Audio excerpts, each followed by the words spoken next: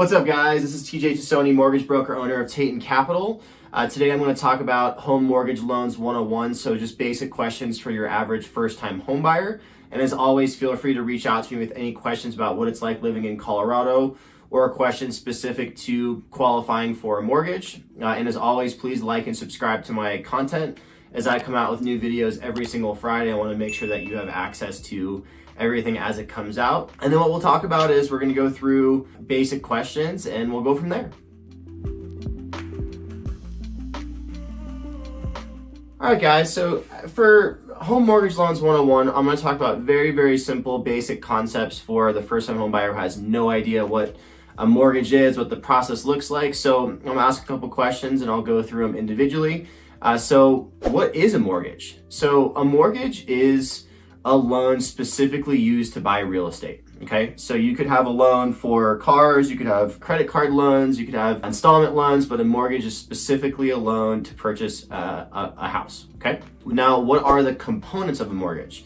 So what falls into the components of a mortgage are you have collateral, principal, interest, taxes, insurance, and potential HOAs, okay? So what is collateral? So the collateral for the loan is always gonna be the house. So when you go to buy a house, you're gonna have to get an appraisal on the house. The house has to be worth what the lender is willing to give a loan for. The principal is the amount that you are paying the loan back every month. So let's say that you have a $100,000 mortgage. Portion of that is going to be used for principal. Okay, so if there's no interest involved in the transaction and you made a payment every single month, then that means that you're putting money toward the principal balance that you owe. So let's say that you owe $1,000 a month, no interest, just principal only. That means that after 1 month, you will have paid $1,000. So your principal balance would be $99,000 as opposed to $100,000. Okay.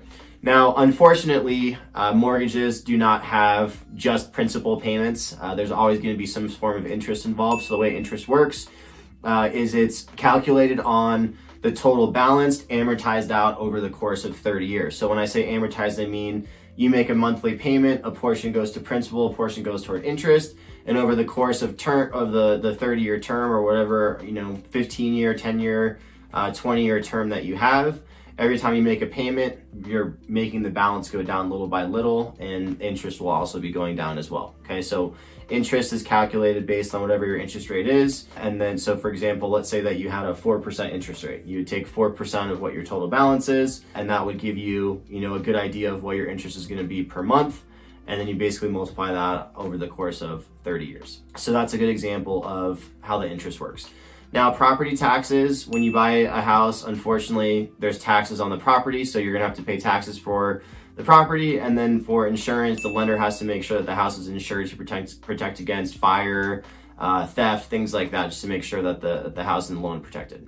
And the last component is the potential HOAs. So potential HOAs are homeowners association fees, very common for if you're buying a condo. Reason being is the HOA is going to cover a portion of the exterior of the property. It could help with snow removal. Sometimes it could be for utilities like water, sewer, trash, things of that nature. So that's just another component as far as what's broken into potential monthly payments for what falls into a mortgage. All right, so another question that's brought up a lot is, what are fixed mortgages or fixed rate mortgages and adjustable rate mortgages? So fixed rate, as it sounds, is the interest rate is fixed. It does not change. So the interest will always be the same throughout the full term, whether it's 30 years, 10 years, 20 years, 15 years. Whereas an adjustable rate mortgage, as it sounds, is the interest rate will adjust. So there are various types of adjustable rate mortgages. What you'll see very commonly is a 5-year, 7-year, 10-year adjustable rate mortgage where it's fixed for the first 5 years. Then it could adjust, once or, a couple times a year after that going forward, dependent upon what the interest rates are at that time in the market. Adjustable rate mortgages are typically for very financially savvy people or people that know for sure that they have a very stringent and specific timeline. So if you know that you're going to live in your house for 5 years and you're leaving guaranteed 100%, maybe the adjustable rate mortgage makes the most sense because they have lower interest rates for that fixed period than a regular fixed interest rate mortgage would. So that's something to think about. But typically for the first time home buyer, I don't advise it just because the idea of a payment going up, pretty scary, and it can put you into a bad position. So something to think about, but it is a good question to know. The next obvious question for a first-time home buyer would be, how do I start? What is the process for me to actually get a mortgage? What do I need to do? So first step is going to be, you have to take an application. You have to find out where everything sits in your financial picture. You have to take a look at what your credit looks like. You have to take a look at how is your income going to be qualified? What kind of assets do you have? So when you take an application, the mortgage lender is going to go through it with you.